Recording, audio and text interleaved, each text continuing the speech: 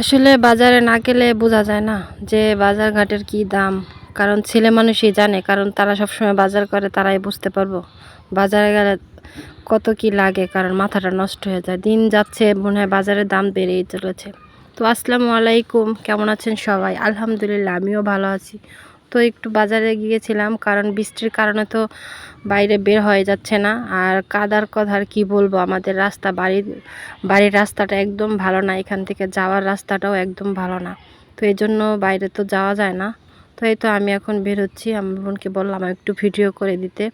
তো এই তো এটা হলো আমার বাড়ির রাস্তা। আর এই দেখেন বাড়ির রাস্তার পাশে পুষ্কুনির সাইড দা চিকন একটা রাস্তা। আসলে এখানে মাছ যায়, তো এই কারণে মাছগুলো মাটিগুলো খেয়ে খেয়ে সব মাটি আলগা করে ফেলায়। আর বৃষ্টি আসলে তো আস্তে আস্তে ভেঙে যায়। তো রাস্তা দেখেন কি অবস্থা, কি চিকন একটা রাস্তা, এই রাস্তা দিয়ে আসা যাওয়া লাগে। আসলে আমাদের বাবা মার সবারই এরকম কষ্ট। আমরা পুরান বাড়িতে ছিলাম তো অতটা কষ্ট ছিল না, কিন্তু এই নতুন বাড়িতে বাড়ি করা আসার পরে এখানে রাস্তাটা একদম ভালো না। তারপরও এখান থেকে চলাচল করতে হয়, দেখেন কি কাদা পরিমাণ। এই কাদা দিয়ে এই রাস্তায় যেতে হয়, দোকান থেকে এটা সেটা নিয়ে আসতে হয়। তো কি আর করার, ভাগ্যে কষ্ট তো আছে, কষ্ট তো করতেই হবে, কারণ অন্যের রাস্তা দিয়ে হাঁটতে হলে তো কষ্ট করতে হবে।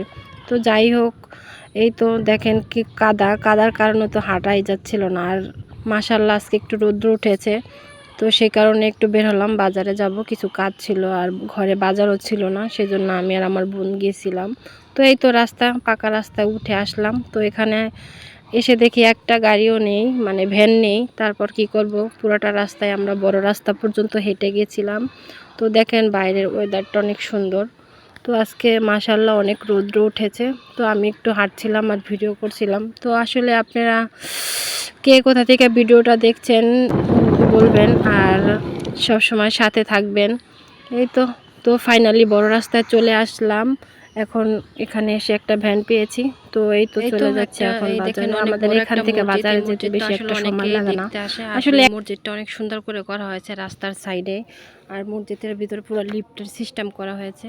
তো এই তো বাজারে চলে আসলাম। আর এখানে দেখেন আমার ভাই দোকানে কাজ করে, তো বলছিল যাওয়ার সময় একটা ফতুয়া নিয়ে যেতে আমার আব্বুর জন্য। তো আমরা সেই জন্যই আসলাম। তো আব্বুর জন্য ফতুয়া নিয়ে আসছে, আর আমার বোনে দেখতেছিল এখানে। তো দেখে একটা নিয়ে এনেছে। তারপরে গেলাম কাঁচা বাজারে, কিছু মাছও নিয়ে এলাম। মাছের যে দাম, ইলিশ মাছ হয়তো এত বড় মাছ আমরা খেতে পারবো না, কিন্তু আমাদের সামর্থ্য অনুযায়ী আমরা আমাদের যতটুকু তৌফিক আমরা এসে দেখি ছেলেটা খেলা করতেছিল। আজকের মতো এই পর্যন্ত।